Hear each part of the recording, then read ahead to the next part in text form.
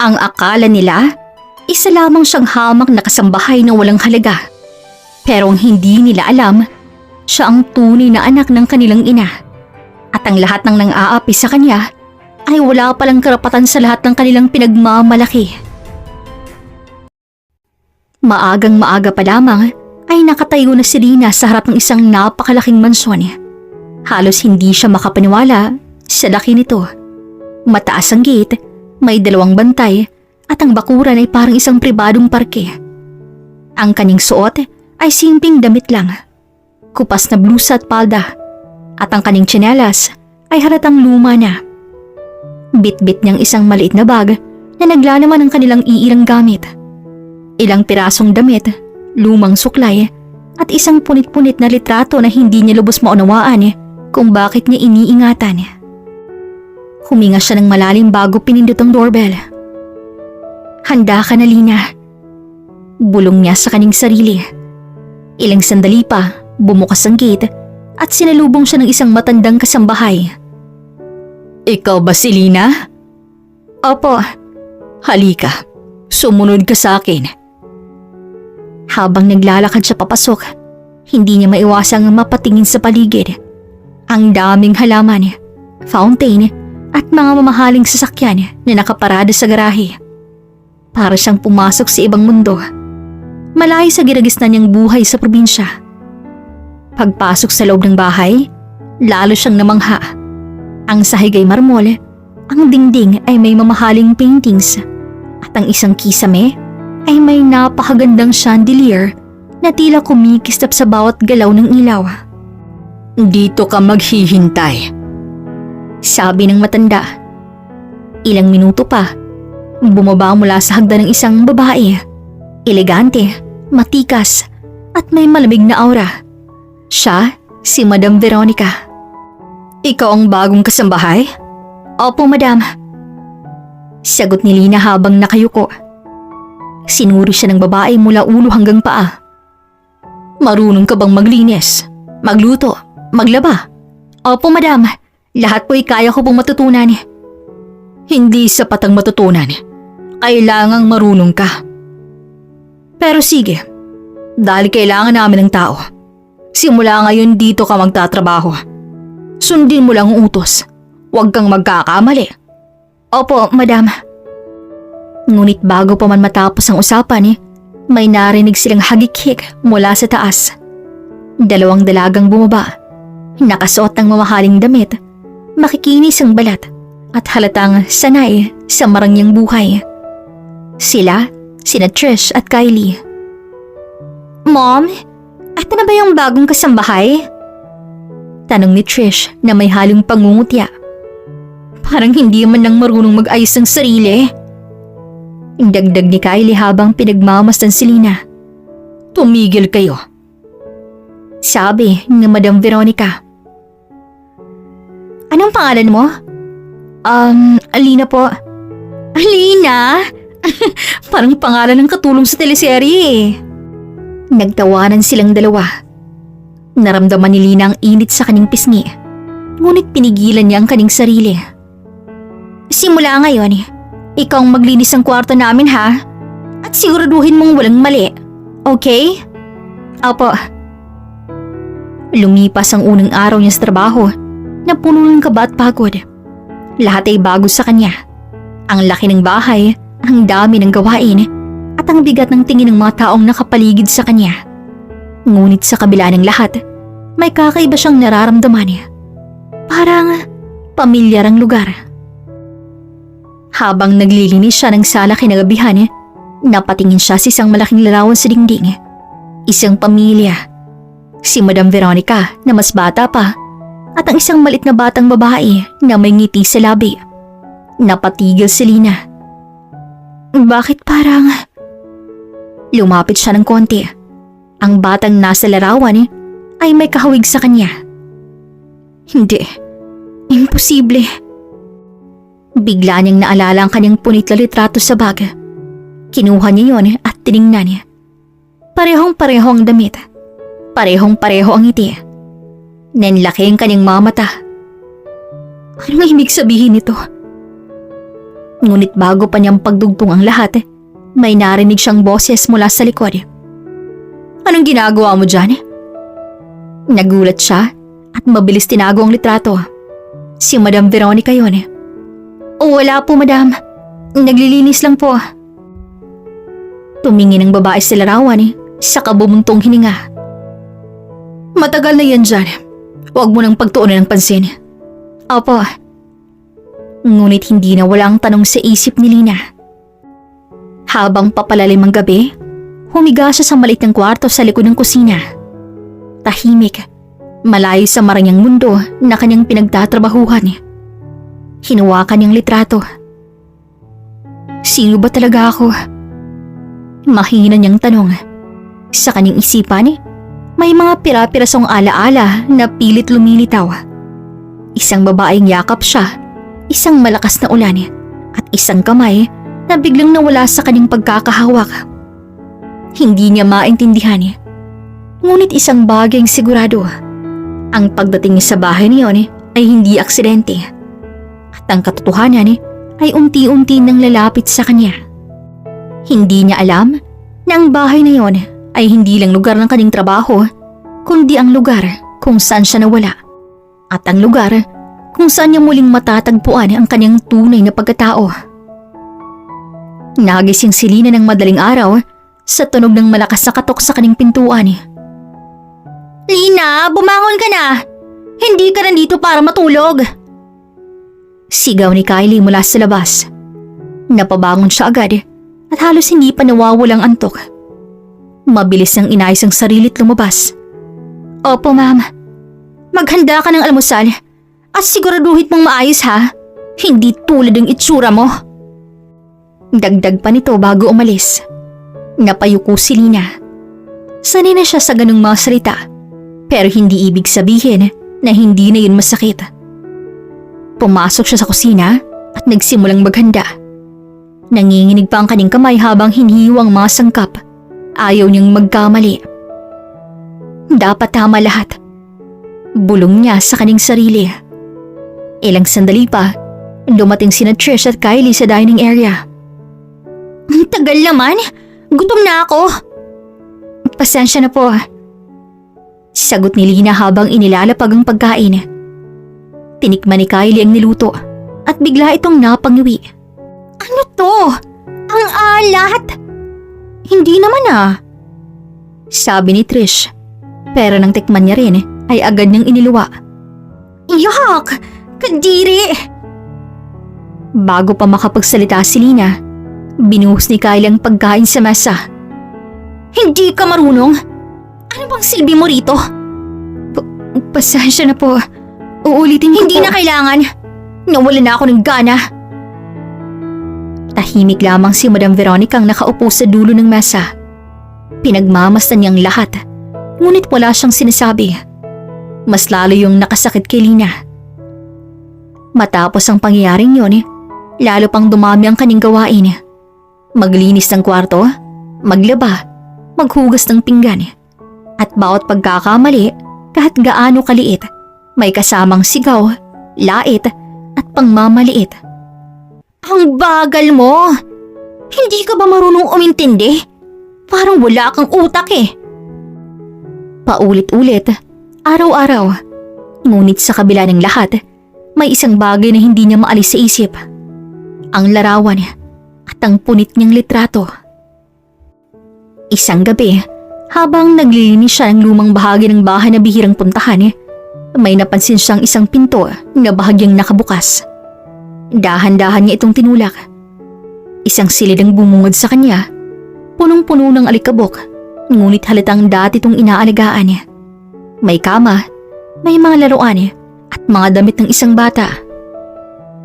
Kanino kaya to? Bulong niya. Lumapit siya sa isang maliit na kabinet at binuksan yun. Sa loob, may mga lumang gamit, mga ribbon, sapatos at ilang maliit na kahon. Kinabahan siya, pero hindi niya napigilan ang sarili. Binuksan niya to. Sa loob ay isang bracelet. May nakasulat na pangalang Lina. Parang tumigil ang mundo. Nanlaki ang kanyang mga mata. Hindi maaari. Hinawakan niyang bracelet. Bigla siyang nakaramdam ng kakaibang sakit sa ulo. At kasabay nito, may mga alaalang sumagi sa kanyang isipan. Isang babaeng umiiyak. Isang batang tinatawag ang pangalang mama. Isang malakas na ulan at isang kamay na biglang nawala. Napahawak siya sa kanyang ulo. Ano to? Bakit parang... Nanginginig ng sabi. Biglang bumukas ang pinto. Anong ginagawa mo dito? Nagulat si Lina. Si Madam Veronica yun. Mabilis ang itinago ang bracelet. Naglilinis lang po. Huwag mong pakialaman ng silid na to. Galit nitong sigaw. Ngunit bago pa siya makalabas, nahulog mula sa kamay ni Lina ang bracelet. Tumigil ang lahat. Nakita yon ni Madam Veronica. Dahan-dahan tong lumapit at nang makita ang pangalan, nanlaki ang kanyang mga mata. Saan mo nakuha yan? Doon po sa kahon. Hindi nakapagsalita agad si Madam Veronica. Para bang may matagalang sagot na muling binuksan. Lumabas ka muna. Opo. Paglabas ni Nina, hindi mapakali ang kanyang puso. Bakit may pangalan ko doon? Bakit parang may koneksyon ako rito? Habang papalayo siya, hindi niya napansin ang mamatang nakatingin sa kanya mula sa likoding pinto. Si Trish. Anong ginagawa niya doon? Bulong nito at mula sa kanyang likod, lumapit si Kylie. May tinatago siya. Nagkatinginan ng dalawa. At sa mga mata nila, hindi lang pang-aapi ang makikita, kundi inggit at takot. Samantala, sa loob ng silid, hawak ni Madam Veronica ang bracelet. Hindi niya napigilan ang kanyang luha. Lina, anak ko. Ngunit agad niya yung pinunasan at pinigilan ng emosyon. Huwag, hindi pa sigurado. Sa kabilang banda, si Lina ay nakaupo sa kanyang maliit na kama. Hawak ang kanyang ulo. Pilit inaalalang mga bagay na matagal na nga niyang nakalimutan. Pakiramdam ko, may kulang sa pagkatao ko. At pakiramdam ko, nasa bahay na to ang sagot. Sa gabing yon, 3 taong hindi nakatulog. Isang dalagang puno ng tanong, isang inang puno ng pag-asa, at 2 anak na nagsisimula ng matakot dahil ang katotohanang matagal nang nakatago ay unti-unti nang lumalabas. Hindi pa sumisikat ang araw pero gising na si Lina. Ngunit iba ang pakiramdam niya ngayon. Parang may bumabagabag sa kanyang dibdib. Isang halo ng takot, pananabik at hindi maipaliwanag na koneksyon sa bahay na yon. Habang inaayos niyang kanyang higaan, napatingin siya sa maliit na bracelet na lihim niyang kinuha mula sa lumang silid. Bakit pangalan ko to? Bulong niya. Dahan-dahan niya itong sinuot. At sa sandaling yun, parang may kung anong pamilyar na init na dumaloy sa kanyang katawan. Hindi niya maintindihan, pero pakiramdam niya, matagal na itong sa kanya. Biglang may kumatok. Lina! Ang aga-aga hindi ka pa kumikilos? Sigaw ni Trish mula sa labas. Opo, papunta na po. Sagot niya habang mabilis na tinatanggal ang bracelet at tinago sa kanyang bag. Paglabas niya, agad siyang sinalubong ng matalim na tingin ni Trish at Kylie. May lakas ka pang magpahinga ha? Samantalang kami, may mga importanteng ginagawa. Pasensya na po. Alam mo, Lina, ang swerte mong nandito ka. Kung sa ibang bahay ka napunta, baka pinalayas ka na. Tahimik lamang si Lina. Ngunit sa loob niya, may kakaibang tapang na unti-unting nabubuo. Hindi na siya katulad ng dati. May gusto na siyang malaman. Habang abala siya sa kusina, napansin niyang tahimik si Madam Veronica. Hindi tulad ng dati, hindi ito nagbibigay ng utos. Nakaupo lamang to sa mesa, tila malalim ang iniisip. Madam, kape niyo po. Maingat na sabi ni Lina habang inilalapag ang tasa. Saglit namang nagtagpo ang kanilang mga mata At sa pagkakataong yun, may kakaibang pakiramdam silang dalawa. Parang may hindi maipaliwanag na koneksyon. Salamat. Mahina nitong sagot. Nagulat si Lina. Ngayon lamang niya narinig nang magsalita ng ganun kalumanay. Biglang pumasok ang isang matandang lalaki sa bahay. Veronica! Lahat ay napatingin. Roberto! Sagot ni Madam Veronica habang tumatayo. Napansin ni Lina ang biglang pagbabago ng ekspresyon ng amo. Mula sa pagiging malamig, naging emosyonal to. Sino po siya?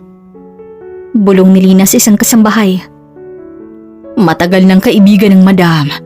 Siya rin ang tumulong maghanap sa nawawala niyang anak noon. Nawawalang anak? Dahan-dahan siyang lumapit sa may pinto, pilit na nakikinig. May balita ka na ba? Umiling si Madam Veronica. Wala pa rin, pero pakiramdam ko malapit na. Napatigas si Lina.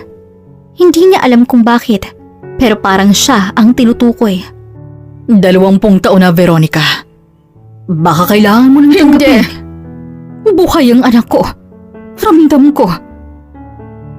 Napahawak si Lina sa kanyang dibdib. Parang may tumibok ng mas malakas. Hindi na kinaya ni Lina. Tahimik siyang umalis. Dala ang bigat ng kanyang narinig. Habang naglalakad siya sa likod ng bahay, napahinto siya sa may hardin. May isang lumang puno roon. At hindi niya alam kung bakit pero parang pamilyar yun sa kanya. Lumapit siya, hinawakan ng puno at biglang may sumagi na naman sa kanyang alaala. Isang batang tumatawa, isang babaeng nakangiti. Napaatras si Lina. Hindi totoo to. Ngunit ang kanyang puso ay nagsasabing oo. Sa kabilang banda, hindi nakaligtas sa mata ni Trish at Kylie ang mga nangyayari. Napansin mo ba? Ano? Si Lina, parang ang lapit na kay Mom ngayon. At saka, parang may alam siya. Nagkatinginan sila. Hindi pwede yan. Hindi natin pwedeng hayaan na may makuha siya rito. Sa unang pagkakataon, hindi lang pang-aapi ang nasa isip nila, kundi pagtatago ng katotohanan. Samantalang si Lina ay bumalik sa kanyang kwarto. Mabilis ang kinuha ang bracelet at sinuot muli. Kung may katotohanan man, gusto ko nang malaman. Matapang niyang sabi at sa sandaling yon, may isang taong tahimik na nakatingin sa kanya mula sa bahagyang bukas na pinto. Si Madam Veronica. Nakita niya ang bracelet at ang paraan ng pagsuot ni Lina nito. Eksaktong-eksakto kung paano to sinusuot ng kanyang anak noon. Napahawak siya sa kanyang bibig. Hindi maaari. Ngunit sa kanyang puso, alam niya na ang sagot. Sa gabing yon, isang lihim ang halos mabunyag. Isang koneksyon ang hindi na maitatanggi. At isang katotohanan na matagal nang nawawala ay unti-unti nang lumalapit sa liwanag. Ngunit kasabay nito, may mga taong handang gawin ng lahat para manatiling lihim ang nakaraan. Maghapong hindi mapakali si Madam Veronica. Paulit-ulit ang bumabalik sa kanyang isip ang kanyang nakita. Ang bracelet sa kamay ni Lina at ang paraan ng pagsuot nito. Eksaktong-eksakto. Hindi yun basta pagkakataon lamang. Hindi pwedeng nagkakamali ako. Bulong niya sa sarili habang mahigpit na hawak ang lumang kahon sa kanyang kwarto. Sa loob nito ay ang mga alaala ng kanyang anak. Ang anak na nawala 20 taon nang nakalipas. Samantala, sa kabilang bahagi ng bahay, si Lina ay patuloy sa kanyang trabaho. Ngunit halata ang pagkalito.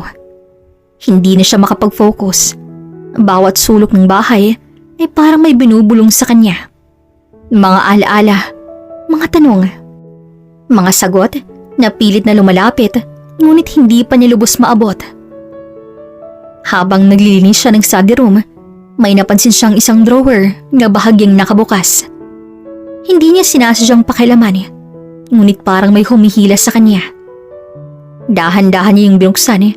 Sa loob, mga dokumento, mga lumang papeles, at isang envelope na may nakasulat na para sa aking nawawalang anak. Nanlaki ang kanyang mga mata.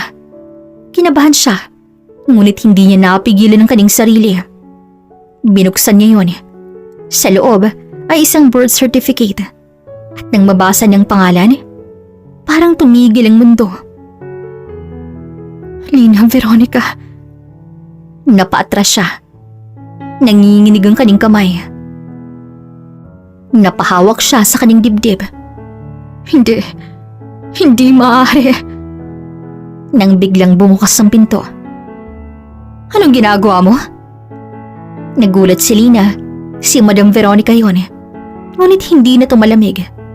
Ang kanyang mamatay puno ng emosyon. Nanginginig. Madam, ako po ay... Huwag kang magsinungaling.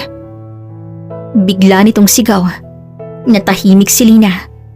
Unti-unting lumapit si Madam Veronica. Nakita nitong hawak ng dokumento at ang bracelet sa kamay ni Lina. Napaluha ito. Saan mo nakuha yan? Hindi ko na po alam. Pero pakiramdam ko po, matagal na po itong akin. Nagtagpo ang kanilang mga mata at sa sandaling yon, parang may pader na bumagsak sa pagitan nila. Anak! Anak? Matagal kitang hinanap, anak. Umiiyak itong sabi habang dahan-dahang lumalapit. Hindi kita iniwan. Nawala ka sa akin. Hindi ko po alam. Hindi ko po maalala. Ngunit ang kanyang puso sumisigaw ng katotohanan. Biglang pumasok sina Trish at Kylie. Ano to? Anong drama to? Tanong ni Trish. Ngunit nang makita nilang eksena, nanlamig sila. Mom, anong ibig sabihin ito? Humarap si Madam Veronica sa kanila at sa unang pagkakataon, ang kanyang mga mata ay hindi na puno ng pag-aaruga, kundi katotohanan. Siya ang anak ko. Ano? Imposible. Siya? 20 taon nang nakalipas. Nawala ang anak ko. At ngayon bumalik siya. Sabi nito habang hawak ang kamay ni Lina. Hindi namin yan tatanggapin, Mom. Galit na sigaw ni Trish. Kami ang anak mo. Dagdag ni Kylie. Natahimik ang buong bahay. At doon sinabi ang pinakamabigat na katotohanan. Kayo ay hindi ko tunay na anak. Parang binuhusan ng malamig na tubig ang dalawa. Ano? Kayo'y mga ampun lamang. Tinanggap ko kayo. Minahal. Pinalaki ko kayo bilang sarili kong dugo. Pero siya ang tunay kong anak. Napaatras ang dalawa. Tila hindi makapaniwala. Hindi totoo to. Hindi namin papayagan to. Ngunit sa pagkakataong yon, hindi na silang may kontrol. Samantalang si Lina ay tuluyang napaluha. Hindi niya alam kung anong mararamdaman. Saya, takot, galit, o lungkot. Kung totoo po, bakit ngayon lang? Lumapit si Madam Veronica at niyakap siya. Patawarin mo ko. Hindi kita naprotektahan. Sa yakap na yun, may isang bagay na matagal nang nawawala ang muling nabuo. Ang ugnayan ng ina't anak. Ngunit sa likod ng emosyon, may 2 taong hindi handang tagapin ang katotohanan. At sa kanilang mga mata, makikita ang galit, inggit, at isang planong hindi pa nabubunyag. Sa araw na yon, ang katotohanan ay lumabas. Ngunit kasabay nito ay ang simula ng mas malaking pagsubok. Dahil hindi lahat handang mawala ng lahat. Hindi pa tuluyang lumipas ang gulat sa mansyon. Tahimik ang buong bahay, ngunit ang katahimikan yon ay puno ng bigat. Parang bagyong malapit ng sumabog. Si Lina ay nakaupo sa kanyang kwarto, hawak ang bracelet at ang dokumentong nagbago sa kanyang buhay. Hanggang ngayon, hirap pa rin siyang tanggapin ng lahat. ang pagiging isang kasambahay kahapon at ang pagiging tunay na tagapagmana ngayon.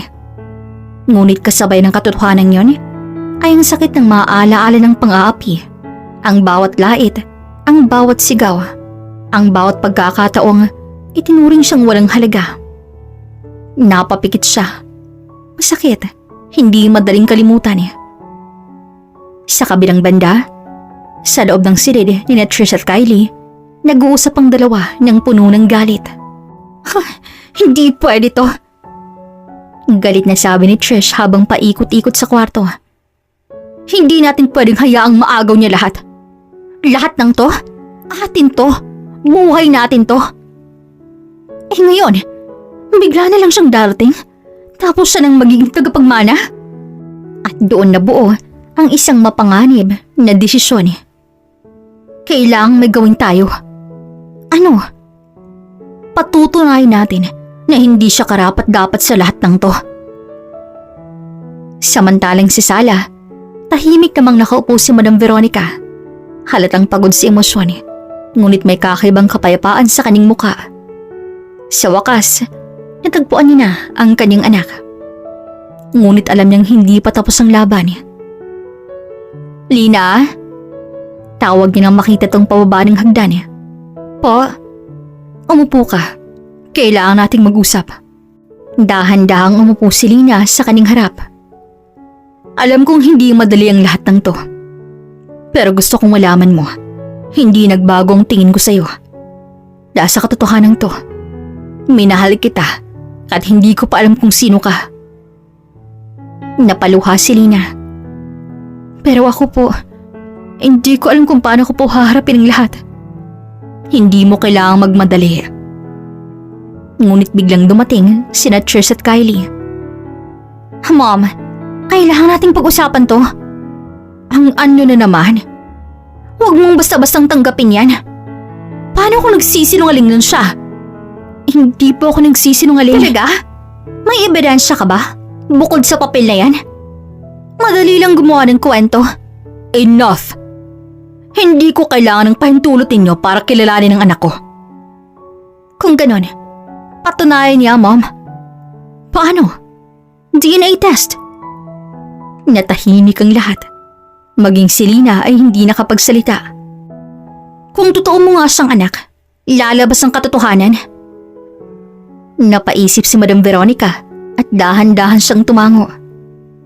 Sige, Madam, para matapos ang lahat ng duda. Ngunit sa likod ng planong yun, may mas malalim na intensyon sina Trish at Kylie. Nang gabing yun, lihim silang nag-usap. Sigurado ka ba rito? Oo, may kakilala ko sa laboratory. At kung baguhin natin ang resulta, hindi na siya magiging anak at babalik sa atin ang lahat. Hindi nila alam, may nakarinig sa kanilang usapan si Mang Roberto. Tahimik lamang tong nakatayo sa dilim at sa kanyang muka makikita ang pag-aalala. Kinabukasan, sinagawa ang DNA test. Kabado si Lina. Hindi dahil sa duda, kundi dahil sa takot. Takot na baka mawala muli ang pagkakataong magkaroon ng pamilya. Habang hinihintay ang resulta, hindi mapakali ang lahat. At sa araw ng paglabas nito, nagtipon-tipon sila sa sala. Dumating ang envelope. Binuksan ni Madam Veronica. At habang binabasa niya, unti-unting nagbago ang kanyang muka. Mula sa kaba hanggang sa pagkalito. Hindi. Ano po yun? Negative. Hindi ka anak ko. Napaatras si Lina. Hindi po posible. Ngunit sa gilid, may dalawang taong nagtatago ng ngiti. Si Trish at si Kylie. Nagtagumpay ang plano nila. Ngunit hindi pa tapos ang lahat. Dahil si Mang Roberto ay may hawak na katotohanan. Hindi ka anak ko. Paulit-ulit na umuugong sa kanyang isip ang masalitang yon mula kay Madam Veronica. Hindi siya makagalaw. Hindi siya makapagsalita. Unti-unting pumatak ang kanyang luha habang nakatitig sa sahig. Hindi po pwede. Ngunit malinaw ang nasa papel. Negative. Walang koneksyon. Sa gilid ng silid, hindi maitago ni Trish at Kylie ang kanilang ngiti. Pilit man nilang pinipigilan, makikita sa kanilang mamatang tagumpay. Told you, hindi siya bagay rito. Tila nang walan si Madam Veronica ng lakas. Napaupo siya hawak ng papel, nanginginig ang kamay. Paano nangyari to? Akala ko siya na. Pasensya na po, madam. Hindi ko rin po alam kung bakit ganito. Tumalikod siya at tumakbo palabas ng bahay. Lina! Sigaw ni Madam Veronica, ngunit hindi siya huminto. Sa unang pagkakataon, muli siyang nawalan ng pamilya. Samantala, habang papalayo si Lina, isang boses ang tumawag. Lina, sandali! Si Mang Roberto yun. Humihingal tong lumapit sa kanya. Huwag kang umalis. Wala na po akong dahilan para manatili. Meron. May mali sa resulta. Ano po? Hindi ako naniniwala doon. At may nakita ako kagabi. Dahan-dahan itong ikinwento ang narinig ng plano ni Trish at Kylie. Ang pandaraya, ang pagpapalit ng resulta. Parang unti-unting bumalik ang liwanag sa mundo ni Lina. Kung totoo yun, may paraan para mapatunayan. Samantalang sa loob ng mansyon, nagdiriwang na sina Trish at Kylie. Ay, finally, bumalik na sa atin ang lahat. Ngunit biglang bumukas ang pinto. Pumasok si Mang Roberto kasama si Lina at ang isang lalaking naka-uniforme. Ano to? Tanong ni Trish na biglang kinabahan. Isang investigador at may dala siyang katotohanan. Nanlamig agad ang dalawa. May nalaman po kami tungkol sa DNA test. Hindi namin alam yan. Nauutal na sabi ni Kylie. Talaga? Dahil may ebidensya kami na binago ang resulta. At doon unti-unting gumuho ang mundo ng dalawa. Hindi totoo yan! Sigaw ni Trish. Ngunit nilabas ang ebidensya, ang tunay na resulta. At nang mabasa yun ni Madam Veronica, napaluha siya. Positive. Napatingin siya kay Lina at sa pagkakataong yun, wala nang duda. Anak! Umiiyak niyang sabi habang lumalapit. Hindi na napigilan ni Lina ang kanyang sarili. Tumakbo siya papunta sa ina at mahigpit silang nagyakap. Isang yakap na puno ng taon ng pagkawala. Taon ng paghihintay at taon ng pagmamahal na ngayon lamang muling nabuo. Patawarin mo ako. Hindi kita iniwan. Nawala ka lang sa akin. Alam ko po. Sa likod nila, tuluyang bumagsak sina Trish at Kylie. Wala nang maitatago. Wala nang mapaglalaban. Bakit ninyo ginawa yon? Minahal ko kayo bilang anak. Pero pinili niyong kasinungalingan. Napayuko sila. Sa araw na yon, hindi lang katotohanan ang lumabas, kundi ang tunay na ugali ng bawat isa. Pagkalipas ng ilang araw, tuluyan nagbago ang lahat. Si Lina ay hindi nakasambahay kundi opisyal lang kinikilala bilang tunay na anak at tagapagmana. Ngunit sa halip na magpakalunod sa galit, pinili niyang maging mabuti. Isang umaga, kinausap niya sina Trish at Kylie. Hindi ko kayo kaaway. Alam kong nasaktan kayo at natakot mawala ang lahat. Pero hindi ko kayo gustong mawalan ng pamilya. Bakit? Bakit ka ganyan? Dahil alam ko ang pakiramdam ng mawalan.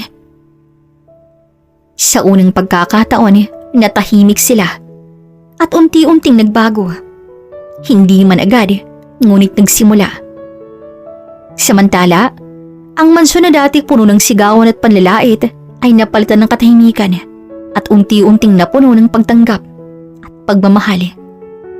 Si Lina, ang dating minamaliit, ang dating inaapi, ngayon ay hindi lamang isang tagapagmana ng kayamanan, kundi ng isang pamilya at ng isang pusong marunong magpatawad. Dahil sa huli, hindi dugo ang